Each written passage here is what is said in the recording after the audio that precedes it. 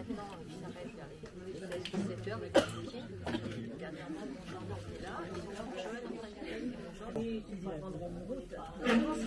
bonsoir à toutes et à tous.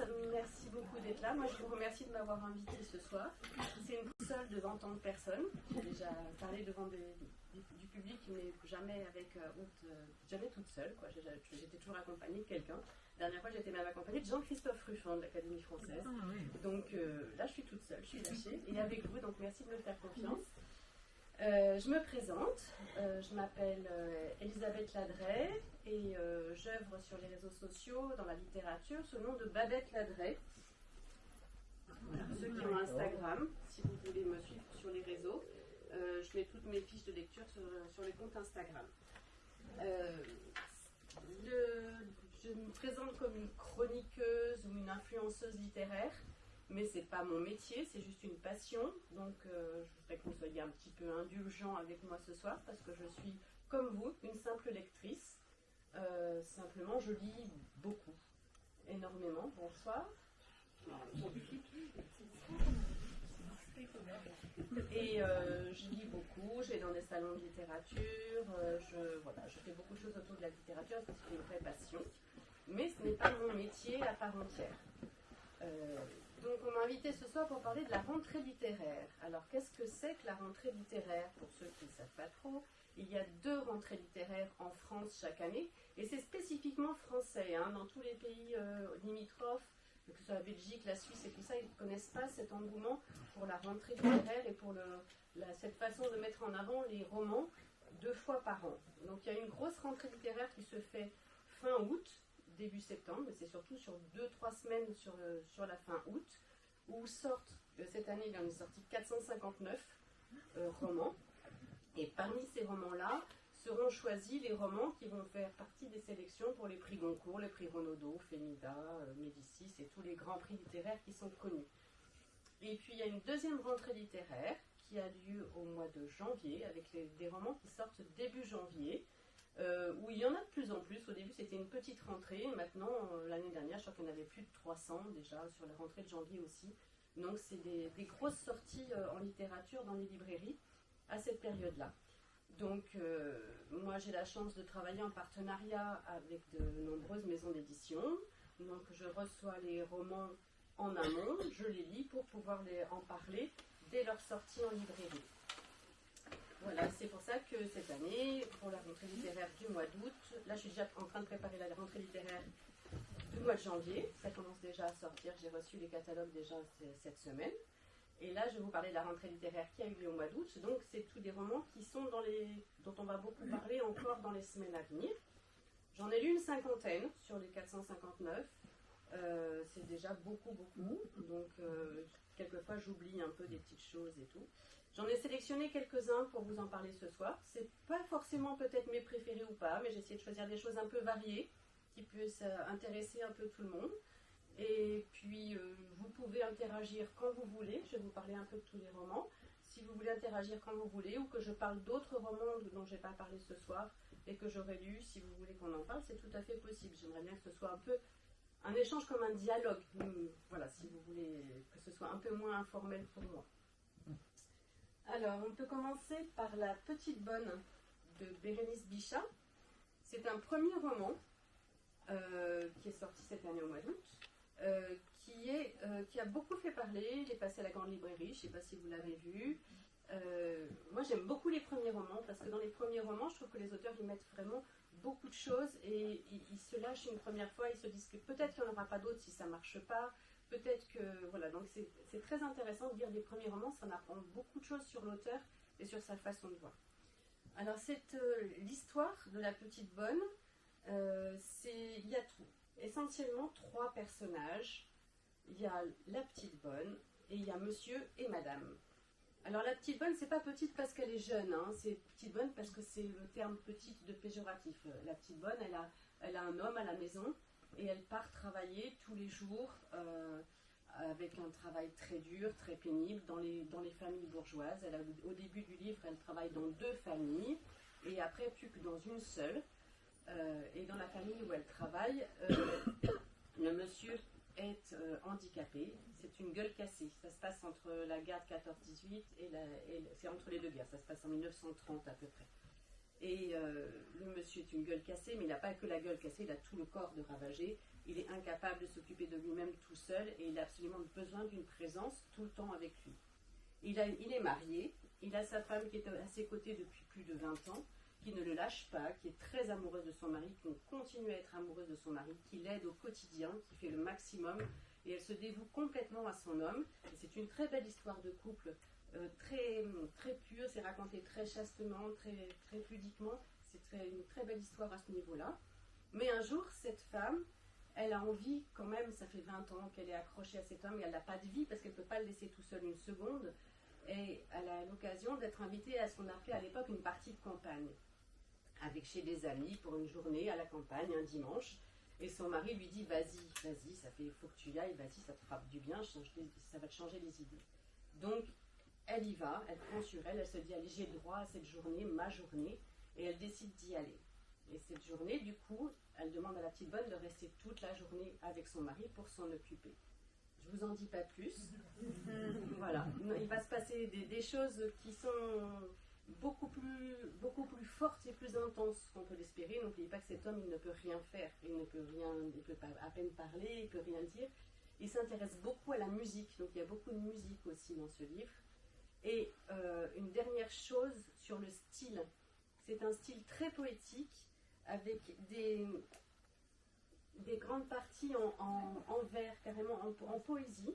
C'est de la poésie et c'est très facile à lire et ça change d'un personnage à un autre. Quand c'est un personnage, c'est en poésie. Quand c'est un autre, c'est plus condensé, c'est de la prose plus... Et c'est très bien écrit, c'est fabuleux, c'est une très belle histoire. Et la fin est... Vous ne pouvez pas l'imaginer si vous ne l'avez pas lu. Elle est vraiment surprenante, elle est inimaginable. Vous avez des questions sur ce livre? Vous avez des gens qui l'ont lu peut-être? Dans un style complètement différent, je vais vous parler de Célèbre de Maud Ventura, qui est sorti, c'est le deuxième roman de Maud Ventura. Elle avait écrit un premier roman qui s'appelle Mon mari, qui était assez drôle, qui était assez drôle. Celui-ci est beaucoup plus sérieux, même un peu cynique, même un peu... C'est l'histoire d'une fille, d'une petite fille, qui s'appelle Cléo, pas Chloé, hein, Cléo comme Cléopâtre, comme la reine, la plus grande reine d'Égypte, comme ce qu'on peut imaginer de plus. Et cette petite Cléo, qu'est-ce qu'elle veut faire comme métier? Elle veut faire célèbre. Parce que maintenant, à l'époque où on est, la célébrité et être célèbre, c'est un métier. On en vit, parce que sur les réseaux sociaux, quand on est célèbre, on gagne beaucoup d'argent, on gagne... Voilà, c'est un métier. Autrefois, on disait, je vais être avocat, je vais être médecin, je vais être professeur.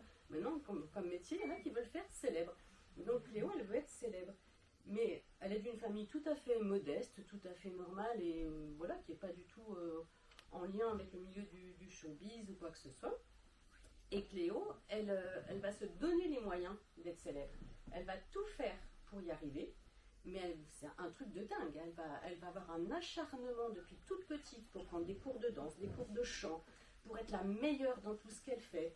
Elle va même se refuser des amitiés. Elle va vraiment s'acharner sur pour être célèbre jusqu'à le devenir. Et on va suivre tout le parcours de Cléo pour accéder à cette célébrité. On va la suivre dans dans tous les rendez-vous qu'elle va avoir, dans la Fashion Week, tout ce qu'on voit dans la télévision, sur les grandes soirées où il n'y a que les stars, les tapis rouges et tout ça. Elle va tout faire pour aller partout, pour être la meilleure, pour être la première, pour être celle de devant. Moi, elle m'a fait beaucoup penser à cette chanteuse, comment elle s'appelle, Taylor Swift. Voilà, qui est très connue, qui influe même sur le milieu de la politique maintenant aux États-Unis et qui a tout fait pour être au top. Et elle me fait beaucoup penser à ça, Cléo. Mais il va quand même lui arriver plein de choses parce qu'elle va quand même rencontrer des hommes, elle va avoir un amoureux, mais ça va être calculé pour que ça aide à sa célébrité. Et puis, enfin, voilà, jusqu'à la fin, ça va être jusqu'à faire de la télé-réalité aussi. Enfin, c'est tout ce parcours de cette jeune fille. mais ça en dit plein sur notre société actuelle, ça en dit plein sur les réseaux sociaux, sur cette façon qu'ont les jeunes de voir ce rapport à l'argent et à la célébrité.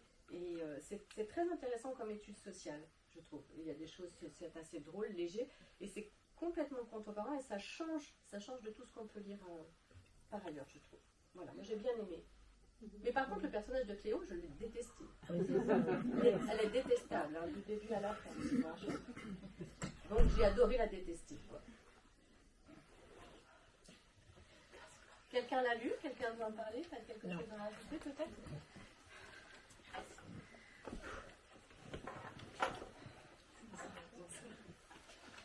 La désinvolture est une bien belle chose. Un grand titre pour un grand roman de Philippe Jaénada.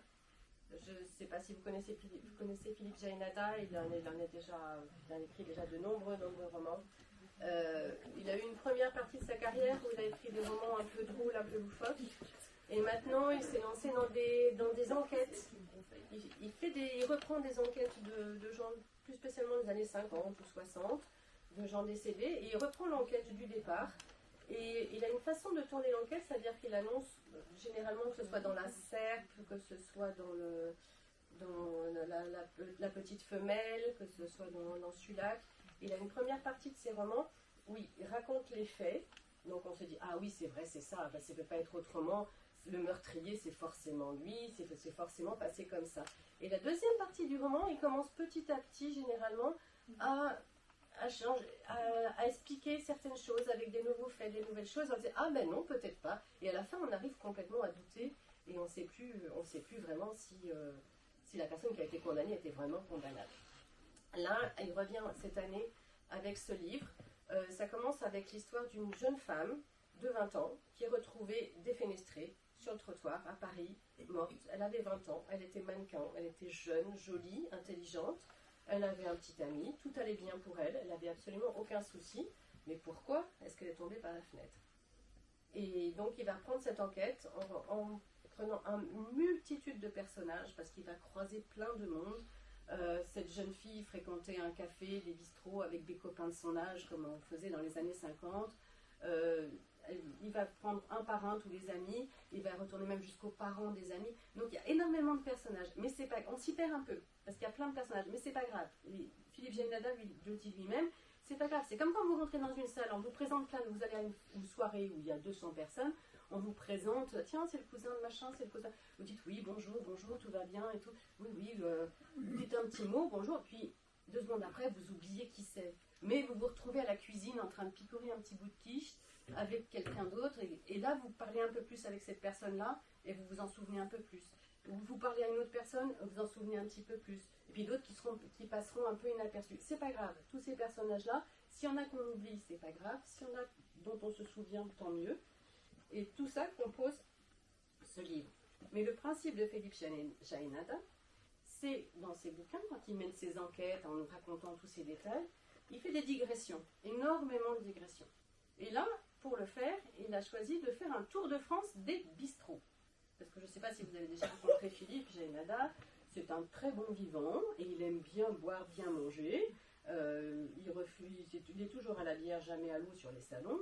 Et il est très sympathique, mais très très bon vivant. Là, il a décidé de faire le tour de France des bistrots. Alors, il en va avec des anecdotes sur les mauvais whisky, des petits bars de province, de Bretagne, qui n'ont jamais vu de whisky. C'est très drôle, il y a des côtés très très drôles. Et ce livre est encore dans la 2e sélection du prix Goncourt. Donc, il est vraiment très bien écrit. Il y a plein de choses dedans. On apprend, il y a toute une étude aussi des années 50, du Paris des années 50, de cette jeunesse un peu, cette jeunesse dorée qui est sortie de la guerre, qui l'a pas connue, qui tout leur sourit devant eux, ils ont toutes les portes sont ouvertes, ils peuvent faire ce qu'ils veulent. Il y a toute cette ambiance-là, cette atmosphère-là qui est reproduite dans ce livre. Voilà. Il est un peu gros, c'est le moins gros de Jaénada ou presque. Hein. Il écrit toujours des romans énormes, mais voilà. Vous me couperez hein, si quelqu'un veut parler de quelque chose, n'hésitez pas. Hein. Le syndrome de l'orangerie de Grégoire Bouillet. Je ne sais pas si vous en avez entendu parler, il fait un petit peu de polémique là, ces derniers temps pour un éventuel plagiat. Il paraît que non. Enfin bon, bref. Donc je ne veux pas trop en parler parce que là-dessus, c'est quelque chose d'un peu touchy. Le syndrome de l'orangerie, c'est l'histoire de l'auteur, le narrateur, qui se trouve devant les nymphéas à l'orangerie. Vous savez qu'à l'orangerie à Paris, c'est une exposition de tableaux où il y a toutes les expositions des nymphéas. Claude Monet a peint plus de 400 tableaux des nymphéas. C'est énorme. Il faut dire le nombre d'années qu'il a passé à ne peindre que ça, des nénuphars. Voilà. Donc, le narrateur se retrouve devant les tableaux des nymphéas et il prend un malaise. Il se dit, un malaise devant les nymphéas, tout le monde peut prendre un malaise n'importe où, mais lui il l'a pris là à ce moment-là, du coup ça lui fait réfléchir, pourquoi est-ce qu'il a pris ce malaise. Il se met à enquêter sur les nymphéas et pourquoi Claude Monet a dessiné autant de nymphéas et qu'est-ce qu'il a voulu dire par là en ne peignant que ces nénuphars pendant tant d'années. Donc c'est très intéressant, on apprend plein de choses sur Claude Monet, sur sa peinture, sur la façon dont il avait de voir les choses et surtout sur sa première femme qu'il a adorée et dont il parle beaucoup dans ce livre. Et à côté de ça, Grégoire Bouillet fait aussi quelques digressions très intéressantes. Il va nous parler de Tintin en disant que le professeur Tournesol a peut-être un très gros rapport avec le trésor de Rackham le Rouge parce qu'il ressemble beaucoup Tournesol à des ressemblances physiques avec Rackham le Rouge. Il va nous parler de la visite des camps de concentration d'Auschwitz, qui maintenant sont ouverts au public, qu'on peut visiter.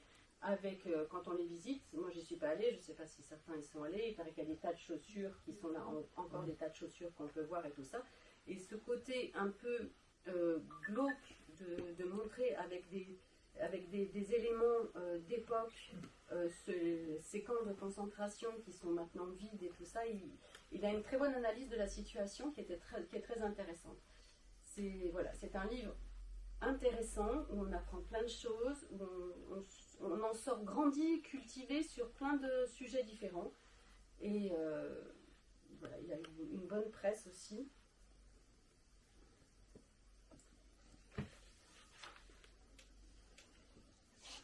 Quelqu'un veut dire quelque chose peut-être dessus? Quelqu'un l'a vu, peut-être veut dire quelque chose? Les enfants du large de Virginia Tangwald. Alors je sais pas, c'est un premier roman. Virginia Tangwald, c'est une des enfants de Peter Tangwald. Peter Tangwald, je ne sais pas si vous l'avez connu, c'était un navigateur, un aventurier navigateur qui a construit lui-même son bateau et qui faisait le tour du monde et qui naviguait sur toutes les mers, qui a eu plusieurs femmes, qui a eu plusieurs enfants, qui avait une vie vraiment très particulière, ce Peter Tangwald, c'est-à-dire que chaque femme, quand il avait une femme, elle savait qu'elle allait passer sa vie en mer sur un bateau, jusqu'à accoucher seule en mer, jusqu'à vivre des mois et des mois sans poser le pied à terre. Ah bon? Ah bon? Non, je ne sais pas, parce que nous on en a reçu deux, et en fait, regardez, c'est écrit en gros, c'est le même. Ah, il y a ce joli livre. Tu sais, il y a une école, 2 étoiles sur. J'ai dit, bah, Il y a 2 tomes. Il y a 2 tomes. Ah, bah, je sais pas. Oui, 2 tomes, mais c'est pour les... Voilà, c'est pour les. Et alors, vous l'avez lu? Non, mais il existe. Vous en avez pensé quoi? Malvoyant.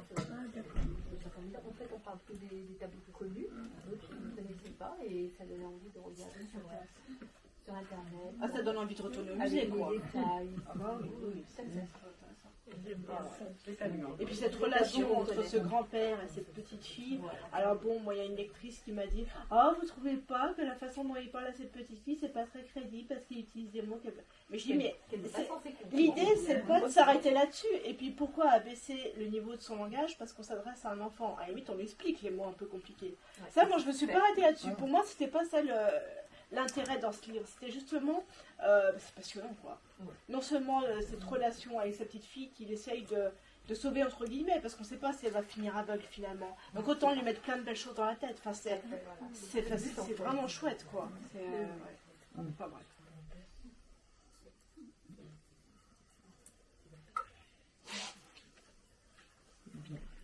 On a acheté, vous en avez lu là, les bénévoles?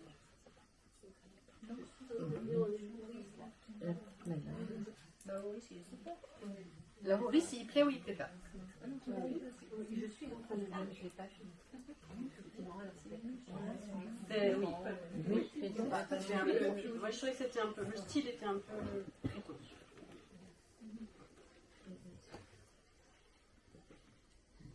Mais bon, après, c'est recherché aussi, c'est travaillé aussi. Surtout qu'elle lui parle d'un phrase, parce que moi, elle sentait une évidence, mais elle lui parle dans sa tête. Oui, tout à fait. Et comme il y a de récentes études de façon qui démontrent que même par la pensée, pour communiquer avec son fils. Oui, en fait, c'est un monologue de 500 pages de quelqu'un de muet qui parle à quelqu'un qui n'existe pas.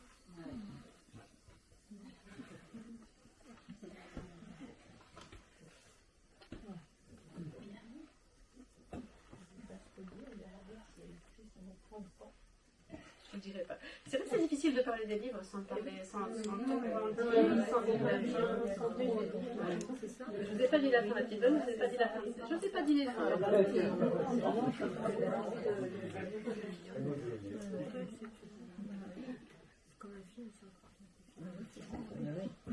Voilà, je sais pas si vous avez d'autres questions peut-être? Des romans graphiques dans les sorties pour cette rentrée. Alors là, moi je connais très très peu en romans graphiques. Et les romans graphiques, je pense qu'ils sortent un petit peu toute l'année et pas spécialement pour la rentrée. Voilà. En fait, la rentrée, il y a vraiment la rentrée littéraire, les romans. Juste après, il y a les essais, ce qu'on appelle les essais, les choses, les récits, les choses travaillées, les choses qui ne sont pas des romans. Et les graphiques, les romans graphiques sortent un petit peu tranquille. Et moi, j'en lis. Je peux pas dire j'en lis pas. C'est pas que j'aime pas. J'en ai lu un. J'ai lu Crayon Noir récemment que j'avais beaucoup aimé sur l'affaire de Samuel Paty. Mais autrement, Comme vous aimez les premiers romans, avez-vous lu La colère et l'envie? Excusez-moi, je suis pas vraiment dans la rentrée littéraire d'Alice Renard. non, je l'ai pas lu. Je l'ai pas lu. Oui. Et j'étais partie aussi de jury littéraire. Et l'année dernière, j'étais jurée au prix Orange du livre. Je ne sais pas si vous connaissez, c'est un jury qui récompense un roman d'un auteur émergent. Donc il y a énormément de premiers romans. Et on avait 75 romans à lire pour choisir qu'un à la fin. Donc là, j'ai lu beaucoup de premiers romans. Et c'était un prix qui me convenait bien. C'est ça qui m'a permis aussi d'apprécier encore plus les premiers romans. Mais il sort plus encore de premiers romans sur la rentrée de janvier, normalement.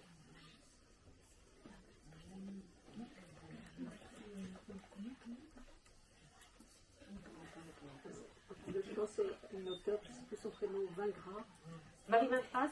Ah, les âmes féroces. Les âmes féroces. Les hommes féroces. Je suis en train de le lire, je trouve que l'écriture Vous aviez lu Blizzard? Vous n'avez pas lu Blizzard, alors lequel des deux vous faites? Alors j'ai lu les deux. Oui. Alors j'avais lu Blizzard dans le cadre d'un prix littéraire aussi. Elle avait remporté d'ailleurs le prix Summer il y a quelques années. Blizzard, c'est une enquête, il y a énormément de choses, énormément de sujets. C'est des chapitres très courts et c'est très saccadé et il y a beaucoup de choses. Il est très bien, il est passionnant, ça se lit très vite, on ne le lâche pas. Hein. Bizarre, on commence, on ne va même pas aux toilettes, c'est tellement qu'on a envie de lire. Non mais ce genre de roman, vraiment on se lance dedans, on n'en sort plus. Les âmes féroces, c'est très bien écrit. Elle s'attache plus, je trouve, aux personnages. Elle décrit plus les personnages et elle s'intéresse plus, elle reste plus sur chaque personnage que dans Blizzard. Et c'est très bien, c'est très fort aussi. Les âmes féroces, j'ai beaucoup aimé aussi. C'est du polar sans en être, parce qu'il y a quand même un policier, il y a quand même une enquête, donc ça pourrait être, rien que pour ça, s'il y a un policier, une enquête, ça pourrait être catégorisé dans les polars, mais ça s'attache tellement aux personnages que ça reste quand même de la littérature. Mais c'est passionnant, on lâche pas. Dans le genre aussi mélange policier-polar, vous avez Olivier Adam. Je ne sais pas si vous l'avez lu, c'est pas de la rentrée, c'était d'avant. Il ne se passe jamais rien ici. Ça se passe dans le petit village de Taloir. On retrouve une femme morte au bord du lac. Et une enquête est menée et c'est un petit village qui vit, ça se passe en dehors de la saison parce que c'est un village très touristique, surtout l'été. Il y a beaucoup de touristes qui viennent sur les campings, qui viennent au bord du lac faire du canoë, enfin vivre la vie de vacances d'estivants au bord du lac. Et là, ça se passe hors saison, donc c'est vraiment les gens qui restent et qui habitent là toute l'année et qui n'habitent pas à Annecy dans la grande ville ou qui ne travaillent pas à Annecy, qui vraiment sont sur place. Et une enquête est menée pour savoir qui est le meurtrier de cette jeune fille qui habitait là et qui est retrouvée morte. Et tout le monde peut être coupable, et tout le monde on pense un petit peu à tout le monde. Et c'est un peu une enquête avec, on s'attache justement un peu pareil à tous les personnages et c'est passionnant. Et Olivier Adam écrit beaucoup aussi pour les ados. Je ne sais pas si je ne lis pas trop de littérature ado, mais Olivier Adam écrit beaucoup pour les ados. Et en littérature ado aussi, si vous avez des gens à conseiller, c'est Julien Dufresne-Lamy aussi, qui écrit des choses très bien pour les adolescents. Enfin, c'est des conseils. Après, moi, comme je vous ai dit, je ne suis pas professionnelle. C'est la question. Et est-ce que vous avez lu En garde d'Amélie Cordonnier? En garde, oui. Oui. Vous avez pensé quoi? Ah, je l'ai lu il y a longtemps. Alors, c'est là où elle était... Oui, où elle avait promis à sa famille de raconter ce qui leur était arrivé pendant le premier confinement s'ils s'en sortaient. Oui. C'était horrible. Ouh là là, c'est insupportable. Et il est sorti au cinéma, je peux vous garantir que je n'irai jamais le voir. Insupportable. Il y a des gens qui sont allés le voir, enfin que je connais.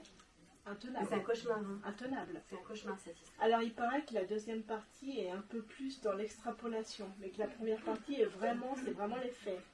Parce qu'on sait que c'est pas possible. C'est pas possible que ce soit accepté au XXIe siècle, ce genre de situation. Alors pour vous voulez résumer? Non, allez-y. Alors pour résumer, En garde d'Amélie Cordonnier. En garde d'Amélie Cordonnier, pardon. En garde d'Amélie Cordonnier, c'est un petit roman de chez Flammarion, c'est pas très gros comme roman. Ça se passe pendant le confinement, c'est l'histoire d'une famille comme toutes les autres, dans les appartements parisiens, qui ne sont pas des très grands appartements, avec des enfants. Et quand le premier confinement, je ne sais pas si vous vous souvenez, vraiment on n'avait pas le droit de sortir, rien du tout. Et à Paris, il faut vraiment se dire que quand ils sont dans 40 ou 50 mètres carrés à 4, avec des ados, c'est difficile, c'est compliqué.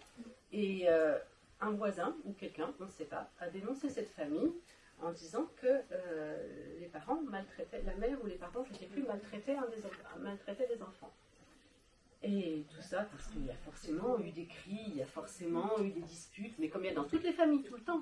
Mais comme là c'était dans le confinement, les gens ils avaient que ça à faire d'écouter ce qui se passait chez les voisins, et qu'en plus comme ils ne pouvaient pas sortir pour se défouler, ou pour aller s'aérer, ou pour aller voir les copains, et ben les enfants ils pètent un peu les plombs aussi, et les parents aussi, mais juste des cris, comme on crie après ces gosses, comme on a tous fait, quoi.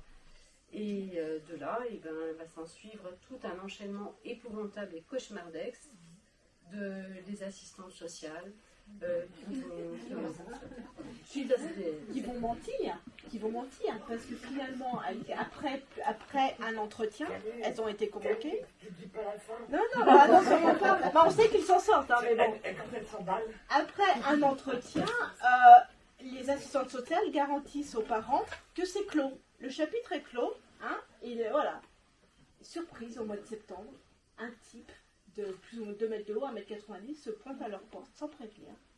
Il a donc été dépêché pour surveiller cette famille et déterminer si oui ou non les enfants sont en danger. Et à partir de là, c'est engrenage infernal. Ah oui. Cauchemar. Voilà, bonne lecture. Bonne nuit.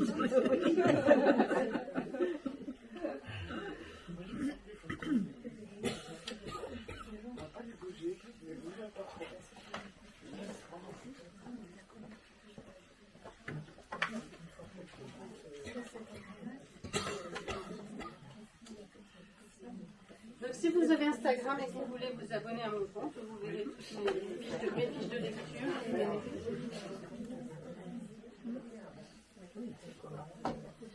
C'est Babette, B-A-B-E-T-H. Le tiret qui est en dessous, le tiret qui est en dessous, qui passe du tour du 8, parfait. L'adresse, L-A-D-R-E-Y-T.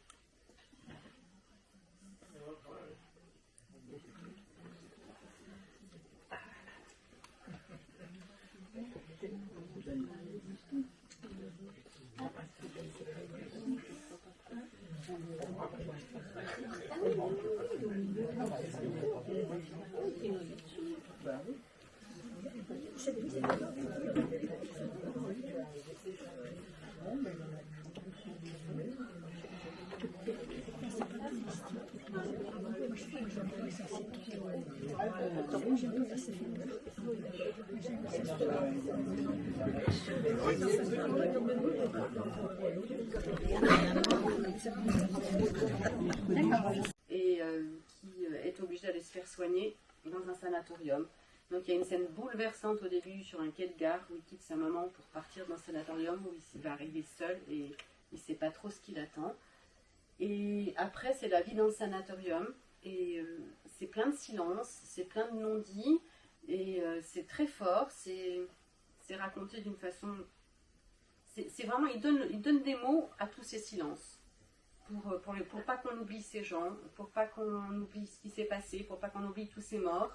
Et aussi tous les gens qui sont restés tellement longtemps là-haut qui après n'osaient plus redescendre. Il y en a plein aussi qui restaient après, qui étaient ceux, il y en a qui en réchappaient, qui ne mouraient pas, mais qui décidaient de rester, ou qui travaillaient après, les gens qui travaillaient là-haut, qui ne voulaient pas redescendre dans la vallée. Et voilà, c'est toute la vie de ces gens-là, aussi bien des malades que des soignants, qui travaillaient dans les sanatoriums. Et tout ce que c'est... juste pour pas les oublier. C'est très bien écrit, c'est intelligent, c'est très sentimental, c'est très... Voilà, c'est plein d'émotions et d'empathie pour ces gens. Quelqu'un l'a lu, non?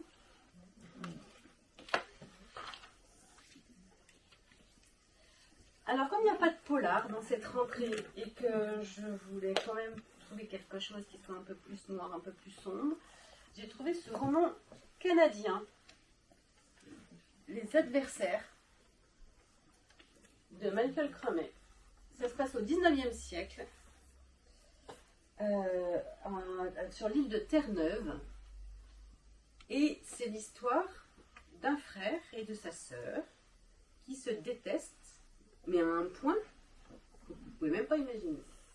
Et c'est sur une île, et ils n'ont pas d'autre choix que de vivre l'un contre l'autre, parce que ça ne sera jamais l'un avec l'autre, ça c'est sûr, ça ne sera pas possible. Donc il y a les partisans du frère, les partisans de la sœur, et qui vont s'affronter toute leur vie pour se...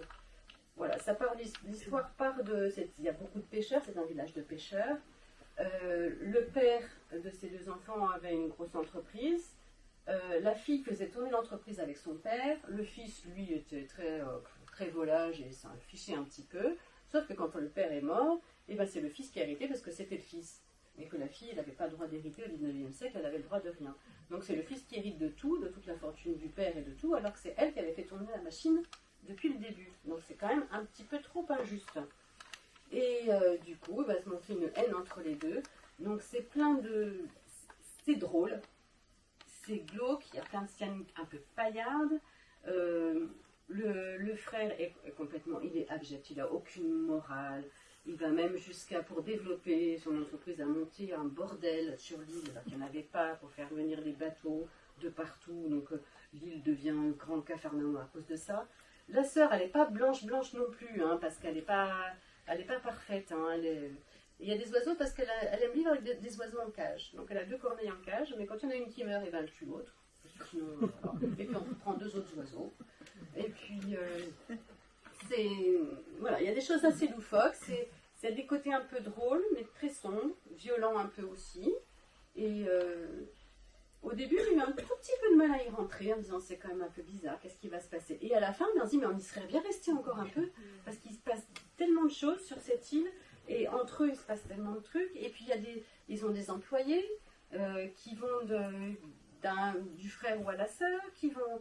C'est passionnant, c'est bien, on y est bien sur cette île de Terre-Neuve, il se passe plein de trucs. On n'aimerait pas trop y vivre, mais comme ça, vu d'en haut, c'est super bien. Voilà. Bon, mais je crois que j'ai fait un peu le tour de tout ce que j'avais prévu de vous présenter. Si vous avez d'autres choses... Après, j'en ai lu d'autres. Hein.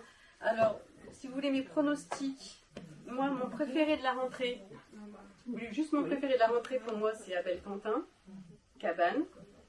Je ne sais pas si vous connaissez, si vous avez déjà vu Abel Quentin. Vous connaissez certainement sa femme et sa belle-sœur. Sa femme, c'est Claire Berest. Sa belle-sœur, c'est Anne Berest. La carte postale. Gabrielle, enfin les sœurs Berest, voilà, qui sont écrivaines toutes les deux. Abel Quentin, c'est le mari de Claire Berest. Il est avocat. Il ne s'appelle pas Abel Quentin dans la vraie vie. Il a un nom beaucoup plus compliqué. Il est avocat. Et c'est son 3e roman. Il a écrit Sœur, un premier roman. Il a écrit Le Voyant des Tempes, un 2e roman, qui a été très remarqué à sa sortie il y a 2 ans ou 3 ans. Et cette année, Cabane, alors c'est quelqu'un de très brillant, Abel Quentin.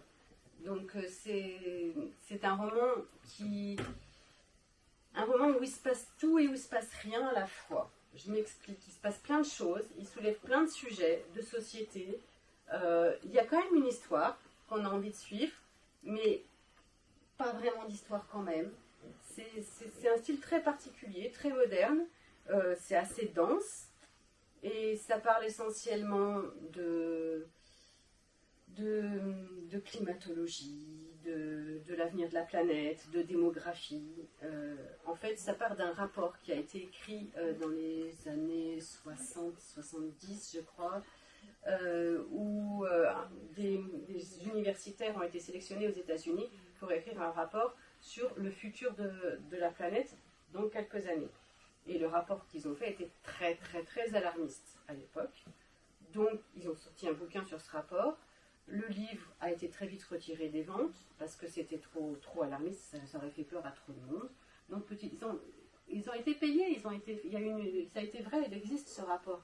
Il a été fait, mais comme c'était trop dangereux et que ça amenait trop de choses, il a été passé sous silence. Et c'est l'histoire des 4 universitaires qui ont écrit ce rapport et ce qu'ils sont devenus après, quelques années d'après. Donc il y en a 2 qui se sont mariés, un homme et une femme qui se sont mariés et qui ont continué à œuvrer pour faire plein de choses et qui ont même fait, qui ont été amenés à faire une grande entreprise d'élevage de porcs, donc plus rien à voir. Il y en a un autre qui a continué à être prof d'université, qui a fait différentes choses, et un qui était suédois ou norvégien, je ne sais plus, enfin dans le Nord, qui a disparu un peu. Donc il a été recherché, on a retrouvé qu'il vivait complètement dans une cabane, fermée depuis de nombreuses années, et voilà, il y a une enquête, il y a plein de sujets de société actuelle, ça résonne vraiment sur l'actualité, et c'est un excellent roman. Un dont vous avez certainement entendu parler, et qui va beaucoup faire parler, qui va, je pense, va avoir le Goncourt. Il est dans la sélection du Goncourt, je pense qu'il va avoir le Goncourt. Il fait beaucoup polémique et la maison Gallimard a été interdite de séjour au Salon du Livre d'Alger à cause de ce roman. Pour même tous ces autres auteurs, ils n'ont pas le droit d'aller au Salon du Livre d'Alger. Ça parle de la guerre civile en Algérie dans les années 90 et plus spécialement en 99. C'est l'histoire d'une petite fille qui a réchappé à la guerre civile, qui a été laissée pour morte, qui a survécu. Elle avait 5 ans, elle s'est retrouvée avec une cicatrice qu'elle appelle son sourire. Elle respire par la trachée, pour faire un trou dans la trachée, et elle est muette. Et tout le long de ce roman, elle parle à l'enfant qu'elle porte dans son ventre, qu'elle dit être une fille, et qu'elle lui dit qu'elle va la tuer, elle va avorter, parce qu'elle ne peut pas, une fille ne peut pas vivre ce qu'elle a vécu dans ce pays-là, et que ce n'est pas possible. Donc tout le long, ça va être le dialogue qu'elle a avec sa petite mandarine qu'elle a dans le ventre, et elle va lui expliquer, sur une première partie du roman, tout ce qu'elle a vécu, et elle va chercher à se rappeler tous les souvenirs, parce que quand on a eu ça à 5 ans, on ne se souvient pas de tout, donc elle va essayer de se rappeler de tout, et après elle va chercher à retourner sur les lieux du massacre où elle a failli y passer, où elle a failli mourir. Voilà, c'est un style un peu particulier, très décousu, c'est pas du tout linéaire, il y a des scènes violentes, très violentes, mais c'est pas... moi je suis pas arrivée à avoir de l'empathie pour le personnage principal, enfin j'ai pas... Il y a beaucoup de gens qui ont beaucoup aimé parce que c'est très fort, c'est un sujet qui est très bien raconté. Moi je trouve que c'est un peu redondant par certains moments, et un style un peu trop... je trouvais que c'était un style un peu trop prétentieux. Mais bon, il aura le Goncourt certainement. Autre chose dont je peux vous parler, celui-ci je ne l'ai pas lu encore, il est sorti à la rentrée, je ne l'ai pas encore lu, mais c'est juste pour vous parler d'une autre collection, après vous avoir parlé de Bestial chez Lattès. C'est Ma nuit au musée, chez Stock. Je ne sais pas si vous connaissez, le principe c'est un auteur qui choisit un musée, il se fait enfermer une nuit, seul dans le musée, et après il en écrit un roman.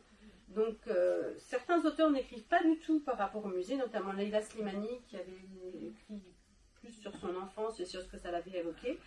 D'autres, Lola Lafont avait écrit sur le musée d'Anne Frank. Là c'est Thierry Frémaux sur le musée du film. Moi j'en ai un que j'ai adoré, c'était celui de Bélanger sur une exposition de Bacon, du peintre Bacon, au centre Georges Pompidou. Enfin, c'est passionnant. Si vous voulez visiter des musées sans vous déplacer, en plus raconté par des écrivains, donc c'est très bien écrit, c'est une collection qui est vraiment formidable. Voilà, donc moi j'aime beaucoup parce que voilà, dès qu'il y a un musée que je ne connais pas ou que je dis tiens, pourquoi pas, allez, on prend un petit roman et on se fait un week-end dans un musée. Voilà, et autre chose aussi peut-être, le dernier que je vous ai apporté, après on va arrêter là peut-être, c'est Le rêve du jaguar de Miguel Bonnefoy. Alors ça peut que plaire à tout le monde. C'est vraiment le truc qui plaît à tout le monde. C'est une saga familiale. Au début, je l'ai lu comme ça, je l'ai pris sans ouvrir. Moi, quand je prends un roman, je lis jamais la quatrième de couverture. Hein. Je me lance dedans, je plonge, et puis je vois après ce qu'il en est. Je cherche après sur Internet différentes choses. Le rêve du jaguar, c'est une saga familiale, l'histoire d'un petit garçon qui a été trouvé sur les marches d'une église, emmailloté par une dame qui est muette, et qui le trouve. Et il a sur lui, dans ses langes, quelquefois ils en trouvent avec, dans les grandes histoires avec un petit mot, tout ça. Lui, il avait une boîte en argent pour rouler le tabac qu'il avait coincé dans son lange. C'était la seule façon de l'identifier ou de retrouver peut-être à ses parents un jour. Donc il est adopté par cette femme muette qui le secourt et qui l'élève jusqu'à ce qu'il ait à peu près une dizaine d'années. Après, elle l'envoie faire un apprentissage d'un métier, du coup il fait d'autres choses. Et cet homme va devenir un très grand médecin cardiologue, le plus grand médecin cardiologue du Venezuela. Il va épouser une femme qui va devenir la première femme gynécologue obstétricienne du Venezuela. Donc un couple exceptionnel. Et on voit tout leur parcours et toute cette saga. Ils vont avoir une fille qu'ils vont appeler Venezuela, comme prénom. Et cette fille, par contre, va mal supporter la notoriété de ses parents, parce qu'ils étaient vraiment très très connus dans leur pays. Du coup, elle va venir en France. Et en France, elle va avoir son enfant qu'elle appelle Cristobal dans le livre. Et ce Cristobal repart après au Venezuela pour repartir sur les origines de ses grands-parents et de ses arrière-grands-parents. Et donc c'est toute l'histoire de cette famille. C'est passionnant. On voit plein de choses sur le Venezuela, sur le côté politique, mais c'est pas trop. C'est juste un petit peu, juste pour recontextualiser. Donc on ne se perd pas du tout là-dedans. Et c'est l'histoire de cette famille exceptionnelle et ce parcours de ces gens. C'est formidable. Et on voit les gens qui font la queue dans la campagne pour aller consulter la première femme gynécologue. Il n'y en avait jamais eu avant. Donc elle se retrouve le jour où elle ouvre, même pas son cabinet, où elle ouvre sa porte de sa maison pour en consultation. Elle se retrouve le lendemain avec 300 personnes devant chez elle, 300 femmes qui viennent consulter. C'est vrai, c'est incroyable, quoi. Et une fois que j'ai lu ce livre, j'ai rencontré Miguel Bonnefoy. Et en fait, c'est sa vie. C'est l'histoire de ses grands-parents, de sa maman, de lui. C'est vraiment sa vie. Alors, il a un petit peu romancé sur certaines choses et tout ça. Mais il est passionnant quand il en parle. Et on croit vraiment que c'est une femme, une histoire. Et non, c'est pas qu'un roman, c'est l'histoire vraie de la vie de ses parents et de ses grands-parents. Donc, c'est un très très bon roman. Et pas très gros. Pas très. Voilà. Donc, quand on dit une saga, on s'attend à quelque chose de. Non, c'est très très accessible et passionnant. Voilà, si vous avez des questions, si vous avez des choses, ou si vous avez des romans dont vous avez envie de parler, ou je vous écoute.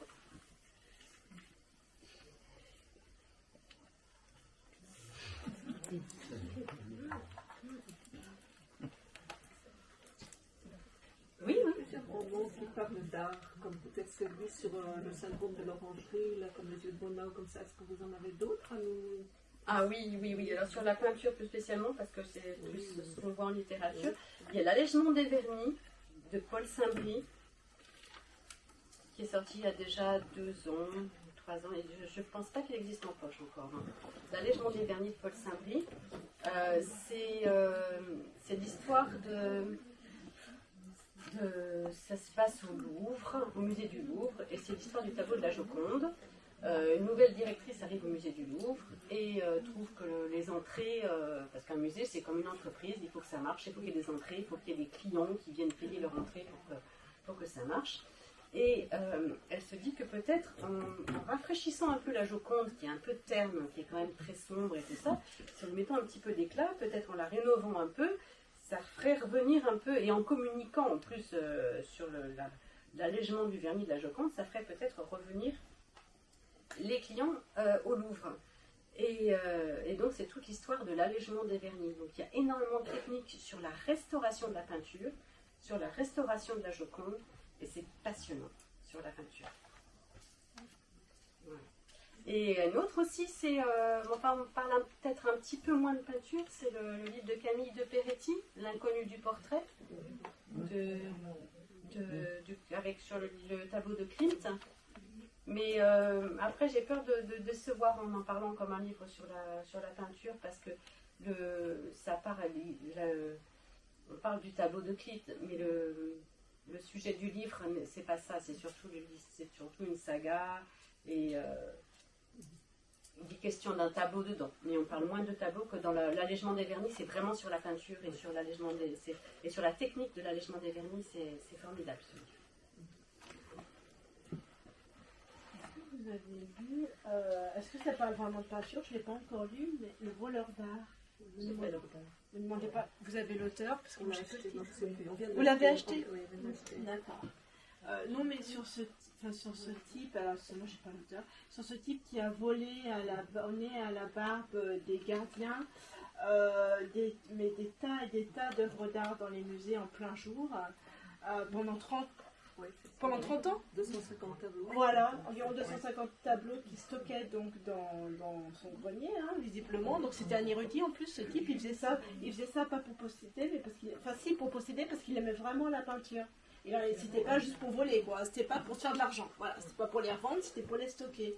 Et voilà, c'est juste pour savoir si vous en avez. Non. Mais il paraît qu'il est drôle parce que c'est incroyable. Ah, merci pour l'auteur. C'est Julie, donc 2 auteurs, Julie Siboni et Michael Finkel. Bon, merci pour l'info. Et oui, visiblement, il paraît que c'est drôle et puis c'est désopilant parce qu'on se dit quand même d'avoir réussi à voler en plein jour pendant des années des tonnes d'œuvres d'art. Enfin, et surtout que c'est réel. Enfin bref, voilà, c'était juste. Je l'ai pas lu, ça fait longtemps. Voilà, on l'a pas encore acheté.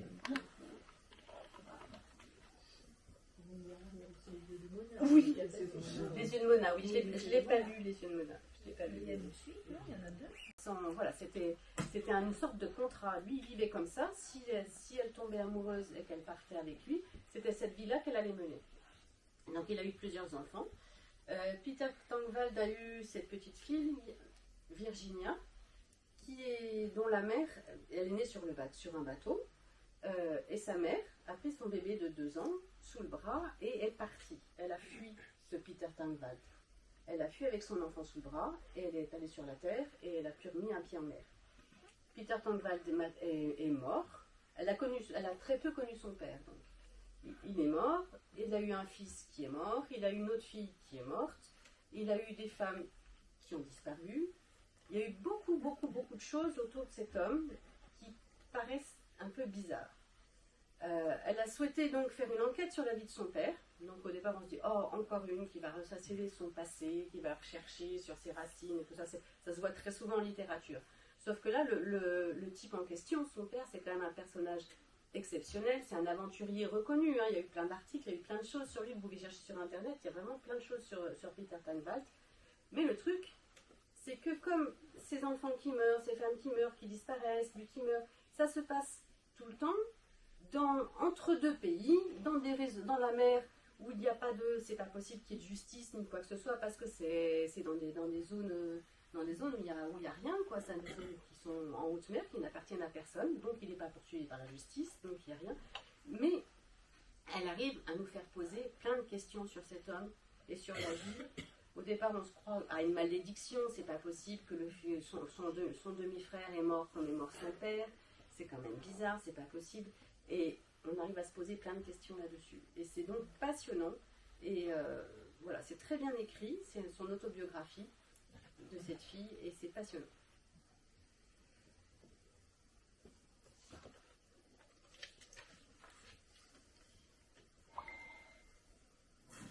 La vie meilleure d'Étienne Kern. Je ne sais pas si vous avez déjà lu le premier livre d'Étienne Kern.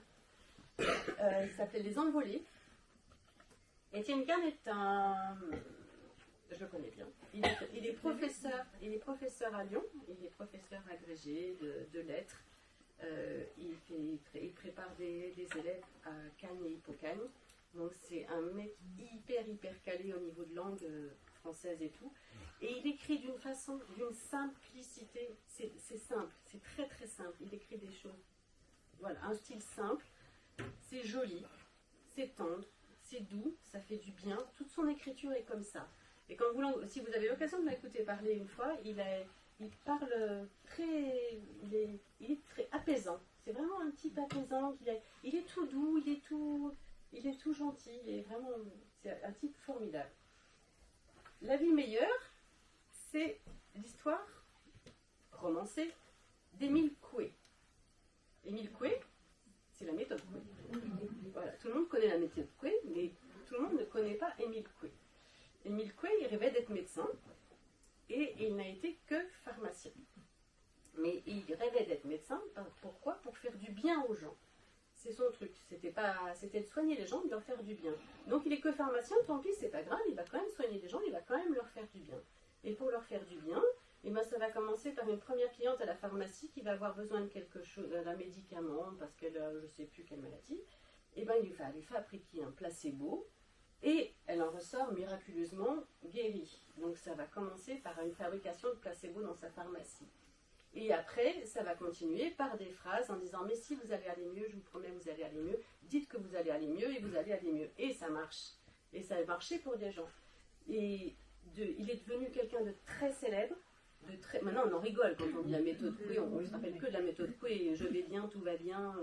Mais c'est même sur un ton un peu ironique. Mais ça a été quelqu'un de pris au sérieux, qui a fait le tour du monde avec sa méthode Coué, qui a été reconnu aux États-Unis, en Inde, il a été invité dans toutes les ambassades à l'époque. On voit beaucoup aussi sa femme qui l'a soutenu dans tout ça. Ils n'ont pas eu d'enfants parce qu'ils n'ont pas pu avoir d'enfants. Ils se sont consacrés à cette médecine qui maintenant, on parlerait maintenant de développement personnel dans toutes les méthodes qu'on voit et tout ça. Et ça, c'est l'ancêtre des méthodes de bien-être et voilà.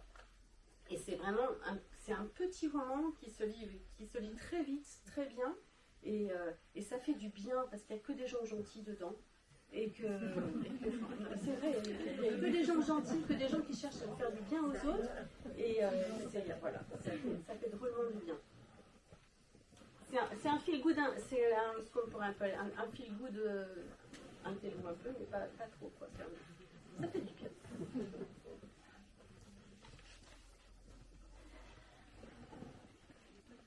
Dans un genre complètement différent, j'essaie de varier un petit peu les genres. On n'est plus des gens normaux, de Justin Morin. C'est un premier roman aussi. Je vous avais dit que j'aimais les premiers romans. Justin Morin est journaliste. Et il est journaliste judiciaire. Et là, il a écrit un roman sur une histoire qui a eu lieu, vous en souvenez peut-être, en 2017. C'est un monsieur qui est rentré avec sa voiture dans un restaurant, en plein dans la vitrine du restaurant, et il y a eu des blessés, et une petite fille, Angela, qui avait 13 ans et qui en est morte. Donc c'est l'histoire du procès de ce chauffard, qui a volontairement, il a volontairement foncé dans ce restaurant où il ne connaissait personne en plus. C'était vraiment un acte suicidaire, meurtrier, gratuit.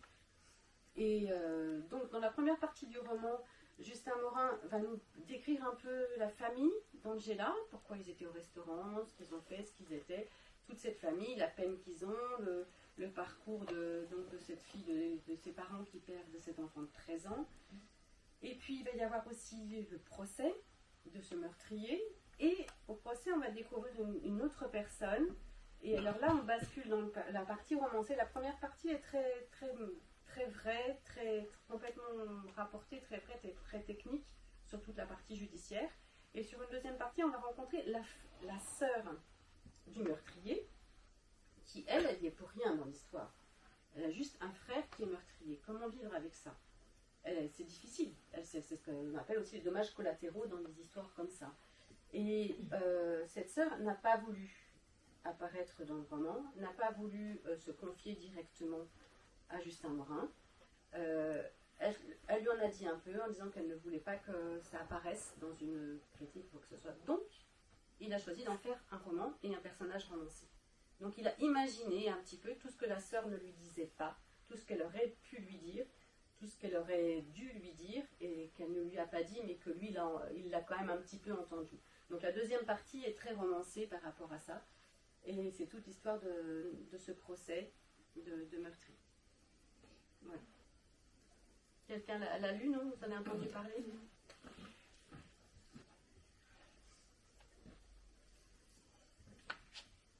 Tombée du ciel d'Alice Develay. Un premier roman. Encore une fois. Alice Develay, elle a 14 ans. C'est une jeune fille comme plein d'autres. Sauf qu'elle va être hospitalisée parce qu'elle souffre de TCA, de troubles compulsifs de l'alimentation. Elle est anorexique, mais pas comme on voit beaucoup une anorexique dans le but de se faire maigrir pour maigrir et puis après qui tombe dans l'engrenage de la maigreur et qui continue à maigrir. Non, simplement, un jour, elle arrive de moins en moins à manger et elle n'arrive plus à manger. Elle n'arrive plus. Elle ne peut plus manger, c'est un blocage, elle ne peut plus manger.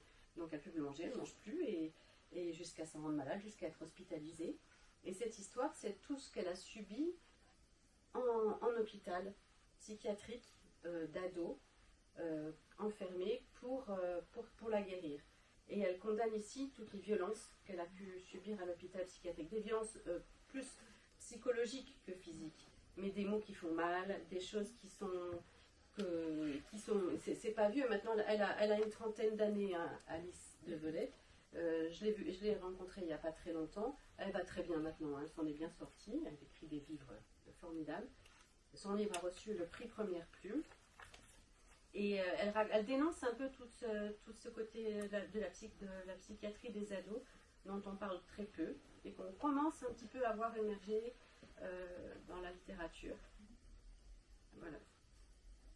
Il faut savoir que l'hôpital psychiatrique ne soigne pas, ne fait pas que soigner, quelquefois peut faire du mal aussi. Ça dénonce beaucoup de choses, mais c'est un personnage très touchant aussi, parce qu'on a vraiment envie d'aider. On ne sait pas comment, mais on a envie de lui dire, mais tu vas t'en sortir, allez, tiens bon encore un peu, tu vas t'en sortir. Et elle s'en sort.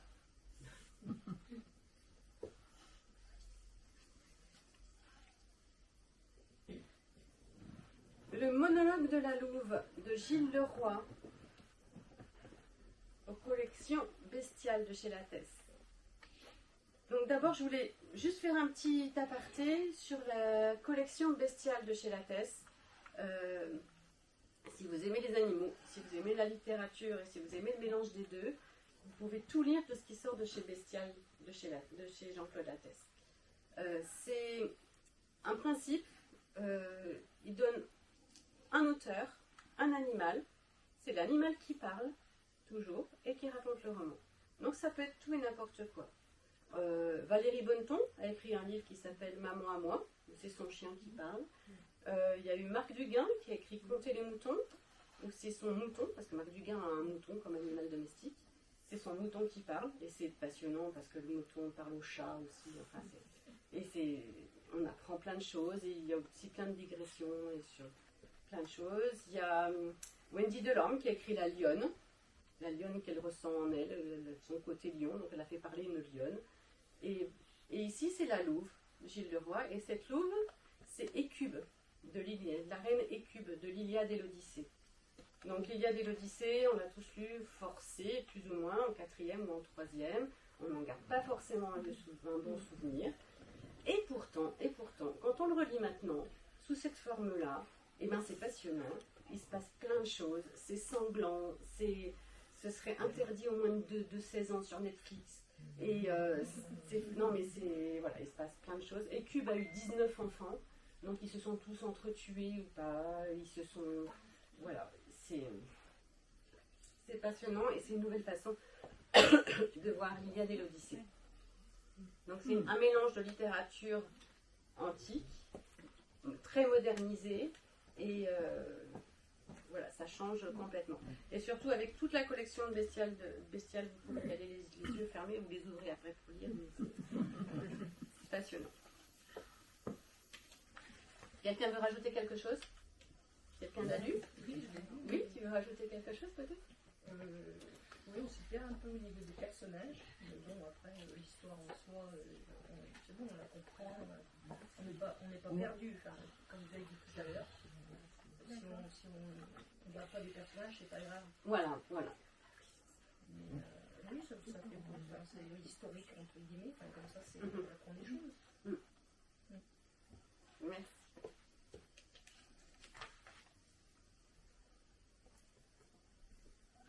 Madeleine avant l'aube, qui est encore en deuxième sélection du prix Goncourt. Sandrine Colette. Sandrine Colette, elle n'en est pas à son premier roman, elle en a écrit déjà de nombreux. Elle était classée avant en littérature noire. Elle était invitée à tous les salons du polar, au Quai du Polar à Lyon et tous les salons du livre noir. Depuis, ça c'est le deuxième roman où elle est passée, son éditeur l'a passée en littérature blanche. La littérature blanche, c'est ce qu'on sort maintenant. Hein. Parce que j'ai oublié de vous dire, la rentrée littéraire, c'est que des romans. Il n'y a pas de polar, il n'y a pas d'essais. La sortie des essais, c'est après, c'est en octobre. La rentrée des essais, c'est à peu près en octobre. Et donc, c'est son deuxième roman en littérature blanche, mais ça reste exactement la même chose que ce qu'elle a toujours écrit, c'est-à-dire des romans très sombres, avec des personnages, avec des rapports très conflictuels entre les hommes avec un grand H, entre les hommes et les femmes, ou les femmes et les femmes, les hommes et les hommes. Ici, Madeleine avant l'aube, ça se passe, on ne sait jamais vraiment l'époque. Mais enfin, on voit bien qu'il n'y a pas de téléphone portable, qu'il n'y a pas de modernisme. Ça se passe dans la campagne très profonde, dans un hameau où la vie est très dure. Il fait très froid, elle a une façon de parler du froid, de la rudeur du froid, mais c'est exceptionnel comme elle décrit cette sensation du froid qui fait mal, de la famine, de la pauvreté. Et le village est au bord des forêts, ça se vit, on vit à la fois dans les forêts, et c'est très sombre, et c'est une campagne très noire, mais cette noirceur est belle, quoi. Elle est très bien décrite, elle est très belle. Et il va y arriver une petite fille qui va changer le cours des choses. Alors c'est raconté exactement comme un conte. Moi j'ai trouvé que ça ressemblait beaucoup à un conte, une histoire de prince et de princesse. Il y a d'ailleurs un prince qui se promène à cheval et qui habite dans le château d'à côté et qui va voir ses manants dans le hameau, un vrai prince. Par contre, les princesses ne sont pas tellement des tronches de princesses, quoi. Elles ont un peu froid, elles sont très pauvres et elles sont pas du tout habillées comme des princesses. Et c'est tous les rapports entre les familles, entre les hommes, et c'est de la violence. Il y a beaucoup de violence, mais de la violence qui est ancrée, on sent, de génération en génération. C'est pas des scènes violentes pour une scène violente, c'est une violence latente qui existe depuis tout le temps.